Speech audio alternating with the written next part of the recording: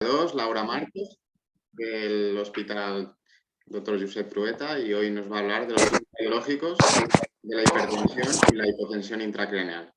Así que cuando quieras, Laura, todo tuyo. Vale, ¿me veis bien? Perfecto, te vemos. ¿Se me oye? También. Vale,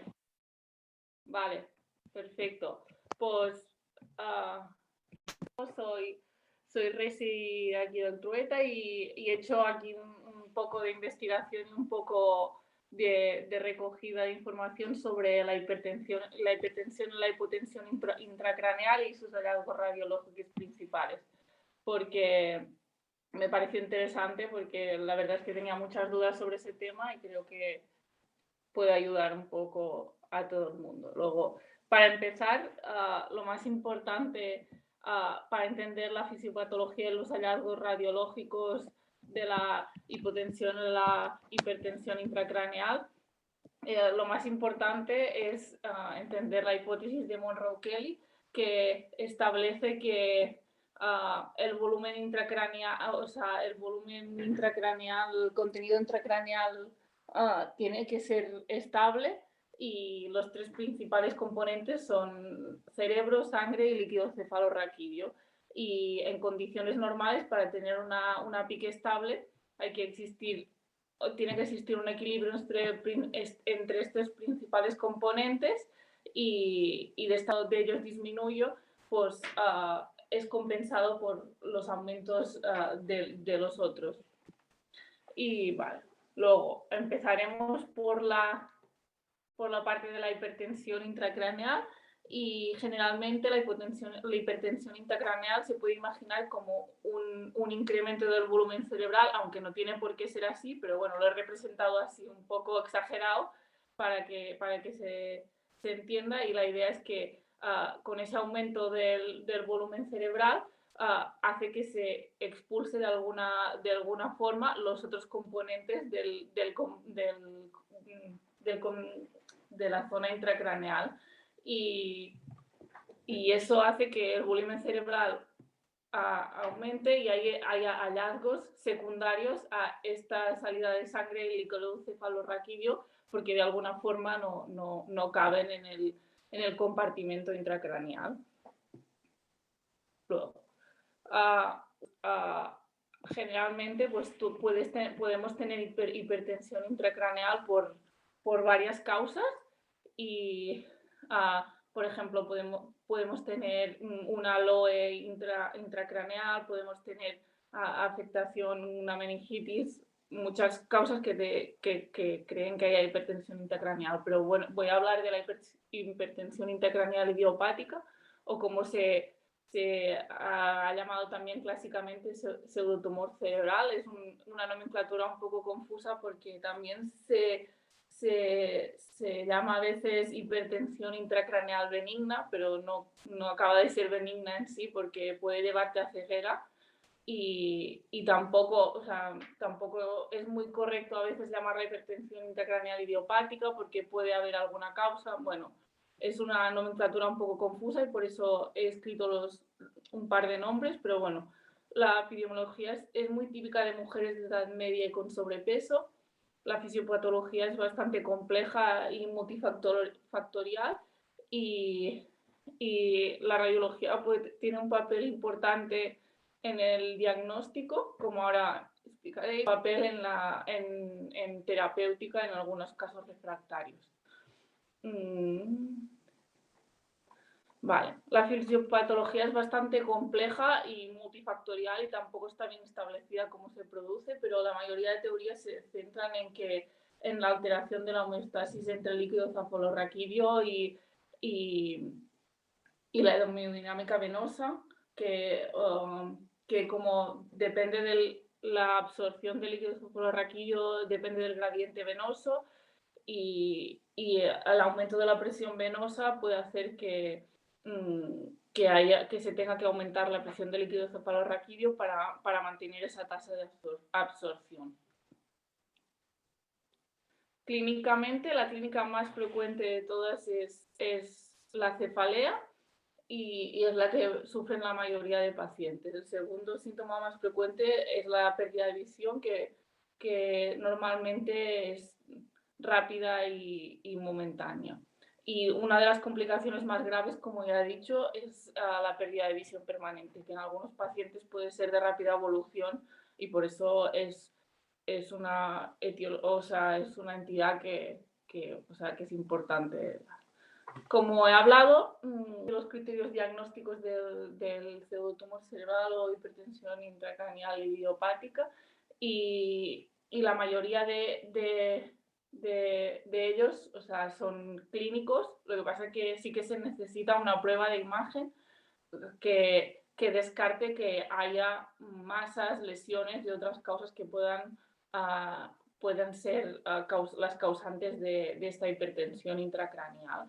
Y aparte, si por ejemplo falta algún criterio clínico como el papiledema, que es bastante típico, pues en ausencia de este criterio se podría diagnosticar mediante pruebas de imagen, que viendo algunos de los signos que ahora explicaré, como la silla de boca vacía, que se vea aplanamiento de la esclera del globo, distensión de los espacios subaracnoideas alrededor del nervio óptico o otros signos. Vale, ahora ya me voy a centrar principalmente en los hallazgos radiológicos y como he dicho, pues, o sea, lo más importante para el diagnóstico, en principio, que la mayoría de criterios son clínicos, es la radiología. El papel más importante es descartar que no haya otras causas y entonces ya no estaríamos hablando de esta entidad porque habría una causa que no estaría haciendo la hipertensión. Pues ya voy a ir mencionando y enseñando algunas imágenes de los signos más típicos. Y este es el signo de la silla turca vacía, que es uno de los signos más prevalentes y realmente como hallazgo aislado no tiene un valor muy importante porque puede ser frecuente en la población general, pero asociado a otros signos sí que lo tiene. Y puede ser tanto una silla turca vacía total como es la que vemos en la imagen o parcialmente. Luego también es un hallazgo que hay que ir con cuidado porque realmente esta zona hipofisaria pues puede tener muchas variaciones, depende de la edad de la persona. Es diferente a una persona de 80 años que una de 30, que una persona embarazada, que en posparto y así. Entonces hay que mirarlo bien. Pero bueno, la causa principal de que esto pase es secundario a la pulsatibilidad prolongada de líquidos cefalorraquídeo a alta presión que rellena la silla turca y produce un aracnoidocele normalmente. Por eso se va adelgazando esta zona. Vale. En el siguiente diapositiva también vemos otro conjunto de hallazgos que son bastante importantes. Y estos ocurren estos son los que ocurren alrededor de la cavidad orbitaria y su contenido. En este esquema podemos ver varios de estos signos típicos. Aquí donde, claro, no puede ser, en la línea discontinua roja, pues vemos un aplanamiento de la esclera posterior del globo ocular, que es un hallazgo característico. También vemos una distensión y tortuosidad de la vaina del nervio y las flechitas más amarillas señalan esta distensión del espacio subaracnoideo alrededor de los nervios ópticos. Y luego en la flecha roja también podemos ver cómo hay una protusión intraocular de la papila en posible relación con el papiledema. Seguidamente, vemos en esta diapositiva otro hallazgo bastante frecuente en esta entidad y también es frecuente, como es la estenosis de los senos transversos, que puede llegar a ser bastante prevalente en estos pacientes. Este hallazgo es bastante controvertido porque no está claro si es causa o consecuencia de la hipertensión, pero es un hallazgo importante en esa entidad porque, como he medio comentado al principio, puede tener una repercusión porque se puede tratar y algunos pacientes que han sido refractarios a otros tratamientos mejoran tratando esta estenosis. Luego, generalmente las estenosis pueden ser intrínsecas y extrínsecas y las intrínsecas son que, se han visto que hay defectos focales en los senos venosos que producen estenosis intrínseca falta de relleno endoluminal y que pueden ayudar a producir hipertensión intracraneal. Y las extrínsecas es es que se cause una estenosis de salud secundaria a la compresión por el aumento de PIC, y de esta forma se va cronificando porque el aumento de PIC causa más estenosis y así sucesivamente. Y eso, como he dicho, pues es importante porque puede ser como un punto de tratamiento en casos refractarios, como explicaré más tarde. Los signos de imagen adicional y también bastante característicos son los meningoceles y de la base del cráneo, sobre todo en alas esfenoidales, y también se han descrito granulaciones aracnoideas prominentes, como se puede ver aquí en esta imagen, que puedan producir defectos óseos y erosiones.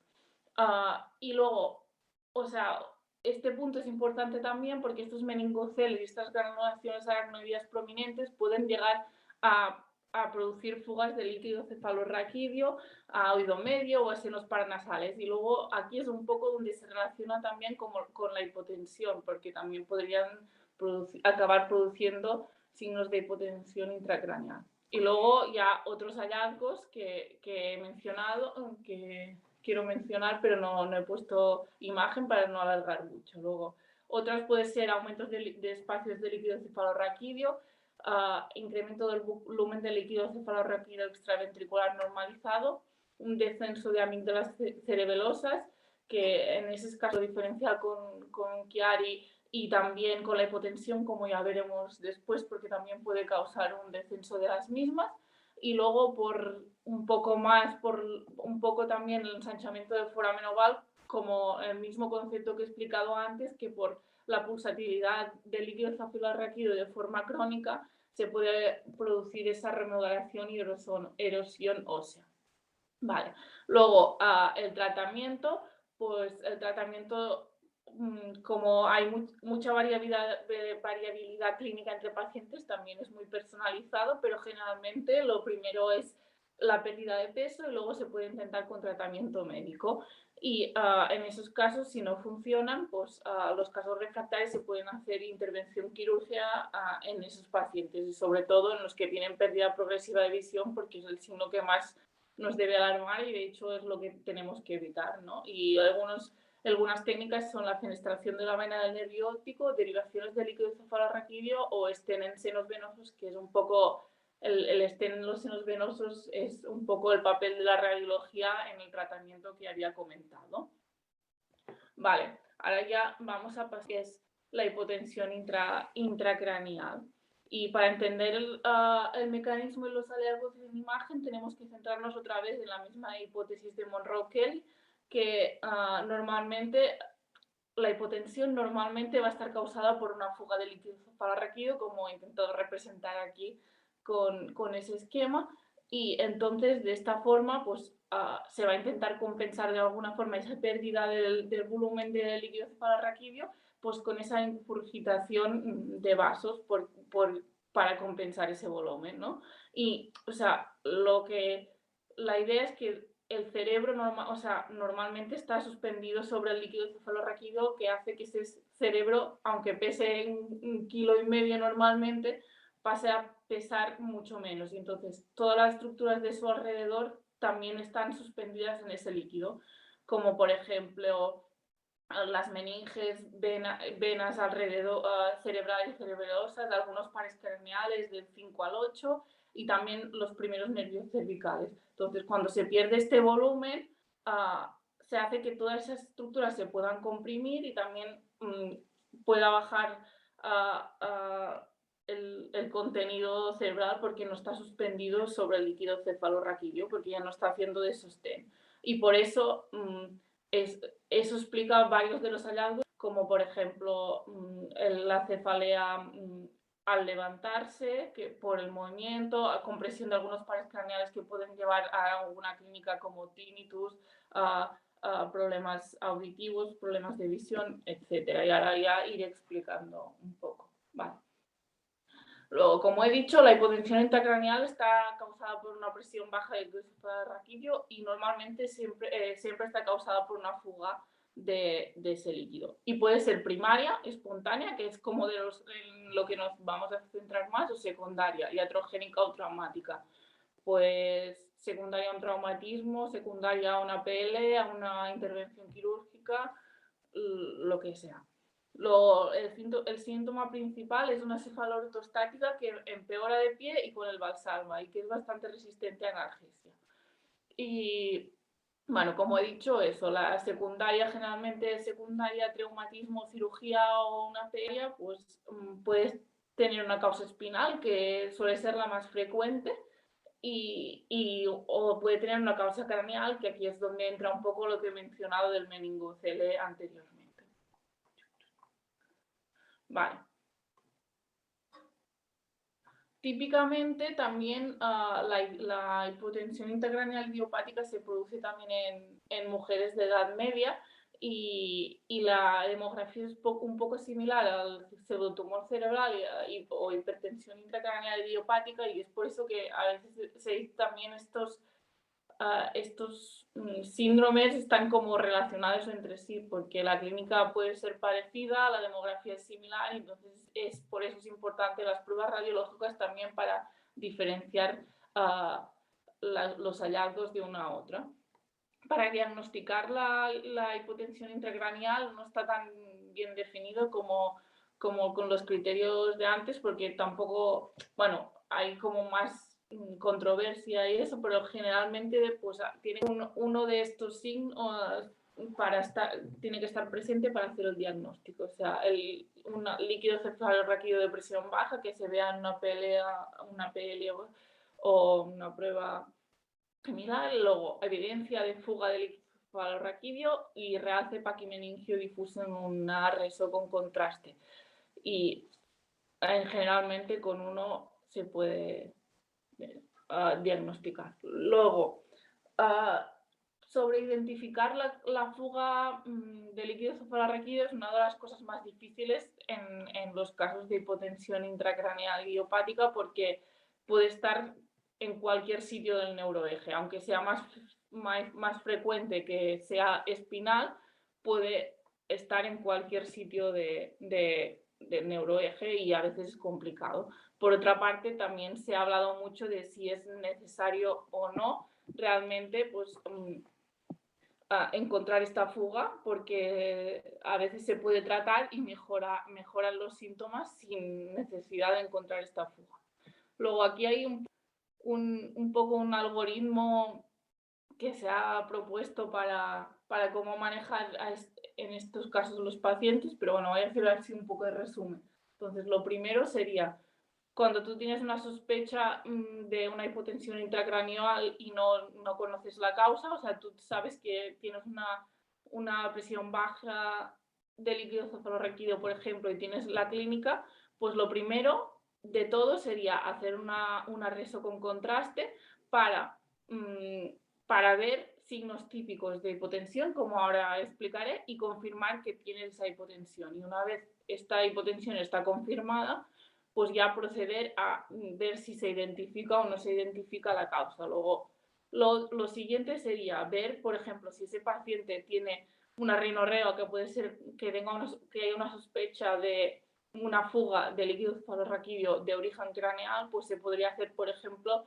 un TAC craneal, cortes finos, reconstrucción ósea, para ver si se encuentra la fuga a nivel craneal y podríamos ya solucionarlo. Si este no es el caso, pues lo que se podría proceder es a intentar poner un parche de sangre, parche hemático se llama, epidural, que consiste en la administración de 10 a 20 metros cúbicos de sangre autóloga en el espacio epidural por medio de una PL y luego un reposo. Y hay algunos pacientes que con eso mejoran y se cree que tiene un doble mecanismo de acción, tanto inmediato, porque al introducir volumen se produce un aumento de la PIC, como a largo plazo porque produce un tapón gelatinoso en el agujero dural.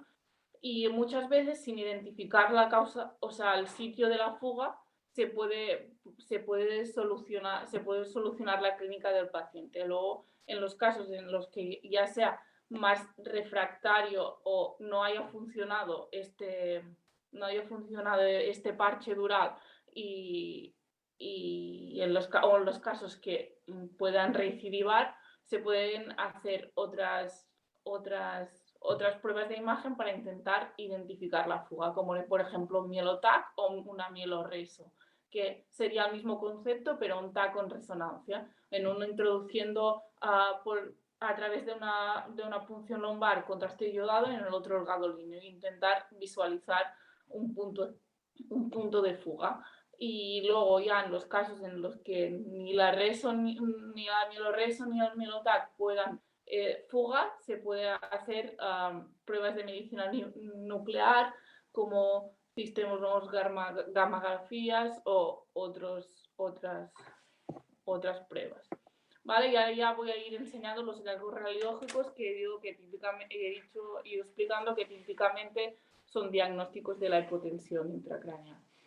El principal de todos y más típico es el realce paquimeningio y como podéis ver en la imagen, realmente es importante hacer diagnóstico diferencial con otras causas que pueden hacer realce paquimeningio, como por ejemplo meningitis. Además, la clínica puede ser parecida a una hipotensión a una meningitis, casos de leucemia, tuberculosis, tumores o algunas otras causas, afectaciones que causen ese realce paquimeningio. Luego, otro signo bastante típico y característico es lo que se llama el sagging cerebral, que consiste en un descenso del tronco encefálico cerebrales, observándose un descenso de cuerpos mamilares y todas las estructuras del tronco, y como se puede ver aquí también el cuerpo calloso cae un poco, es que no sé si me ve la flecha, pero bueno, se observa que hay un poco de caída de esas estructuras de la base del cerebro. Y también se puede ver ectopía amigdalina cerebelosa, como he mencionado antes, con la hipertensión intracraneal. Ya el siguiente hallazgo podría ser el aumento de la glándula pituitaria, y se suele ver agrandada y puede realzar mucho en la reso post-contraste porque se trata de una estructura muy vascularizada y como se produce una distensión venosa importante en la hipotensión intracraneal, pues por eso adquiere este aspecto. Y en esos casos es importante hacer el diagnóstico diferencial con el adenoma hipofisario y otros tumores hipofisarios, porque al verse agrandada de tamaño y a veces captar contrastes, hay casos descritos de que se ha confundido esos hallazgos. Luego he querido mencionar este hallazgo, que tampoco es que sea de los más típicos en la hipotensión intracraneal, pero se debe tener en cuenta porque se puede ver fácilmente en un TAC y, por ejemplo, nos podrías encontrar con un caso así en una urgencia, y si, por ejemplo, nos encontramos delante de un paciente joven que no tiene un antecedente traumático y tiene hematomas subdurales, pues podríamos sospechar que detrás de ese hallazgo hubiese la entidad de hipotensión intracraneal. Y estos sangrados suelen ser secundarios al edema subdural que se produce, con contenido de plasma generalmente, pero que se puede sangrar por la ingurgitación de los vasos. Vale. Luego, otro signo muy típico es el de la distensión de los senos venosos, y como se ve en la imagen de arriba, la de la flecha rojiza, pues se ve que los senos se visualizan con un contorno de en el seno transverso y normalmente, como vemos en la imagen de abajo, suele tener unos márgenes rectos o cóncavos y tiene más una forma como de punta de flecha, y es muy típico en la hipotensión intracraneal que se vea como más redondeado. Vale, ya voy terminando. Pues para acabar, voy a hablar un poco de los hallazgos espinales en la hipotensión intracraneal porque son bastante característicos de esta entidad y he querido hacer un poco una pequeña mención de ellos. Los hallazgos espinales no están muy claramente definidos y tampoco se ha definido muy claro el papel de la resoespinal convencional. Pero bueno, estos hallazgos son bastante típicos y por eso los voy a explicar. Las colecciones líquidas espinales, como se ve en la primera imagen, es uno de los hallazgos más frecuentes espinales, que se encuentran entre un 70 y un 100% de los pacientes, y se extienden en bastantes espacios, en 5 o más. Y exactamente no se conoce el mecanismo de producción, pero podría ser tanto una fuga directa de líquido cefalorraquídeo al espacio epidural como la transudación del líquido intravascular de las meninges a través del gradiente de hipertensión y de presión hidrostática. Lo otro hallazgo que pueden ser las venas epidurales dilatadas, que no es tan frecuente como el anterior, pero también es bastante frecuente, como se ve en la imagen 2. Y la presencia de ese aumento de venas epidurales se explica un poco por la misma teoría de Monro-Kelly, como he explicado, que el aumento de la disminución del líquido cefalorraquídeo hace aumentar el volumen sanguíneo, que tanto intracraneal como hay.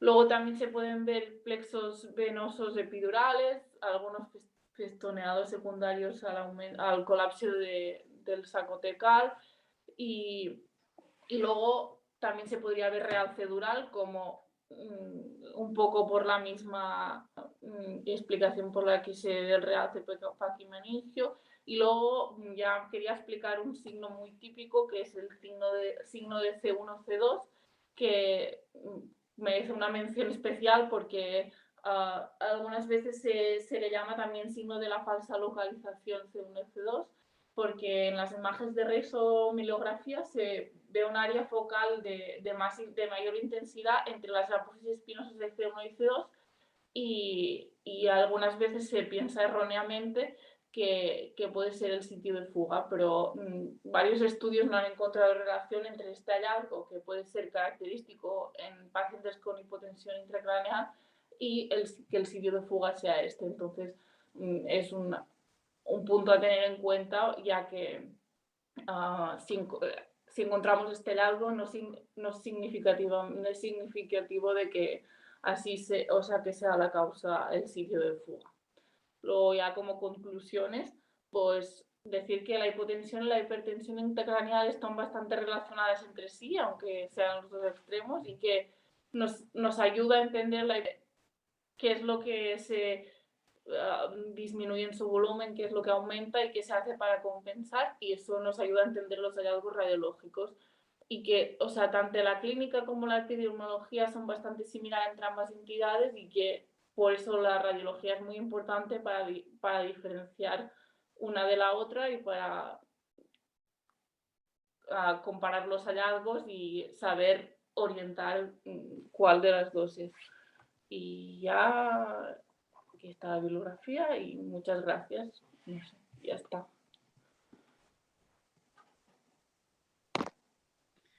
Muchas gracias, Laura, por la excelente presentación. Bueno, si la audiencia tiene más preguntas, lo puede escribir aquí en el chat. ¿Vale? Tenemos un par de preguntas. La primera sería de la doctora Gómez y te dice que si crees que se sobrediagnostica la hipertensión intracraneal por la presencia de la silla turca vacía. Claro, a ver, sobrediagnosticarse como sí, la verdad es que no lo sé, ni tampoco he estudiado mucho sobre eso, pero sí que es verdad que, como he comentado, pues la silla turca vacía pues puede ser una cosa que encontremos con relativa frecuencia y como no tendría que ser muy alarmante, siempre ponerlo en el contexto clínico del paciente y en el contexto de otros hallazgos radiológicos. Y también eso que he dicho, ¿no? De que es diferente una hipótesis de una persona joven, de una persona mayor, ponerlo en el contexto clínico y también en la edad del paciente y en todo esto. Perfecto. A ver, un momento. Vale. También pregunta, no sé quién es, a ver, creo que la doctora Laguillo. Te dice: felicidades por tu didáctica revisión del tema, y te pregunta si crees que se puede orientar el diagnóstico de hipotensión con un TAC de urgencias. Creo que se podría orientar el diagnóstico de hipotensión en un TAC de urgencias porque, por ejemplo, en lo que he mencionado de los hematomas subdurales, de que si, por ejemplo, pueden ver en un paciente joven sin antecedentes traumáticos y ves unos subdurales que no sabes muy bien por qué se han causado, pues podrías orientarlo, ¿no? Y podrías orientarlo y mencionarlo para que se completara el estudio, porque evidentemente yo creo que en un TAC, más que eso, igual no sé, ahora no sé. Pero yo creo que por eso también he querido mencionar este signo, porque, bueno, la urgencia es algo que todos nos encontramos y puede estar bien orientarlo un poco y recomendar un arreso a ese paciente, por ejemplo. Muy bien. Tenemos otra pregunta. El doctor Caio Vilanova te pregunta: ¿cuál es la especificidad del realce en la hipotensión? Imagino que se refiere a resonancia. El realce paquimenídeo. Sí, supongo, sí, sí. Es esto, ¿no, Kai? Bueno, Supongo, si puedes bueno, escribir en el chat. Vale, el realce paquimenigio en reso. Sí. ¿Cuál sería su especificidad si lo vemos? pues, o sea, en cifras la verdad es que... En cifras la verdad es que no tengo mucho Sí, conocimiento. la doctora Lo que Laguillo sé puede ayudar un Sí. poco. A ver, todo es como un poco lo que ha dicho ella, ¿no? Cada signo aislado no tiene el valor para hacer el diagnóstico directamente, pero si tú sumas, ¿no? Un realce paquimenigio, los higromas, el descenso de las amígdalas, todo, y la clínica compatible y todos los hallazgos que hemos descrito en la columna, pues el diagnóstico es de lo que es. Lo que pasa es que, claro, aisladamente un realce paquimenigio, bueno, tienes que tener el contexto del paciente, ¿no? Si es un paciente oncológico, si le han hecho una PL previamente. Bueno, es un poco lo que ha dicho ella, ¿no? Todos los signos de las dos patologías aislados a lo mejor no tienen la especificidad que tienen todos juntos, ¿no? Es como lo de la silla turca vacía, ¿no? Aisladamente no tiene ninguna importancia, pero si tú ves la silla turca vacía con los nervios ingurgitados y aumento del líquido, pues puedes asegurar con bastante seguridad que tiene pues, una hipertensión intracraneal. Entonces, aisladamente yo creo que no tiene mucha importancia, pero tienes que ir sumando todas las características que ha ido describiendo ella, ¿no? Claro, y también la clínica, ¿no? Y el contexto de paciente, esto también es importante, ¿no? Saber si lo han operado, no lo han operado, si le han hecho una PL, todo esto, ¿no? Es saber un poco la fisiopatología y tener realmente todo el estudio, porque no podemos hacer un diagnóstico sin un arresto de columna, claramente. O sea, si solo tenemos un cráneo, lo podemos sugerir, pero luego se tiene que completar estudio con RM de columna, ¿no? Igual que con muchas patologías que van, ¿no? que van asociadas. Entonces, si tienes todo y vas sumando los signos, entonces tiene mucha especificidad. Pero bueno, aisladamente no creo que tenga mucha. ¿No, Laura? No, sí, yo creo que es eso, porque claro, un realce paquimenigio puede ser secundario a muchas cosas y por eso hay que hacer el diagnóstico diferencial entre varias entidades, ¿no? Entonces, la especificidad sería baja, ¿no? Pero es muy sensible, ¿no? Porque se encuentra en la mayoría de los pacientes. Okay. Vale, no sé si algún panelista participante le gustaría hacer alguna pregunta más. Es el momento, y si no, pues bueno, lo dejaríamos aquí. Muchas gracias, Laura, por tu excelente presentación. No sé si el doctor Pineda quiere añadir algo más al final.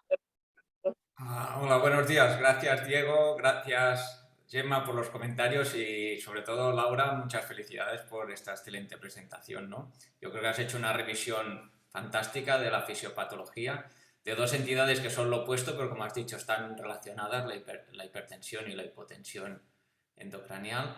Dentro de la hipertensión te has centrado básicamente en la idiopática, que también tiene el apellido de benigno, pero, como has remarcado, no siempre es benigno porque puedes tener una pérdida de visión, ¿no?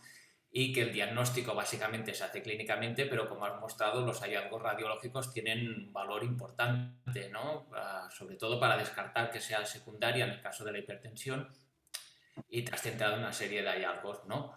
Que, como has comentado, no son específicos ninguno de ellos, pero globalmente pueden ayudarnos a orientar el diagnóstico, ¿no? En el caso de la hipotensión, pues has dejado bien claro que puede ser primario o secundario y que a veces puede ser muy difícil encontrar el punto de fuga, y que también, igual como la hipertensión, hay una serie de hallazgos, ¿no? Como el realce paquimenigio, el sagging, las colecciones subdurales, la distensión de senos, etcétera, etcétera, que ninguno de ellos concretamente es específico, pero que globalmente nos pueden ayudar a hacer el diagnóstico, sin olvidar, evidentemente, como has enseñado muy bien, los hallazgos a nivel raquídeo.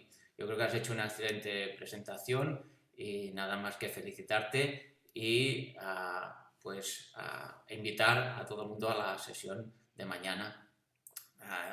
Por mi parte, nada más, Diego. Sí.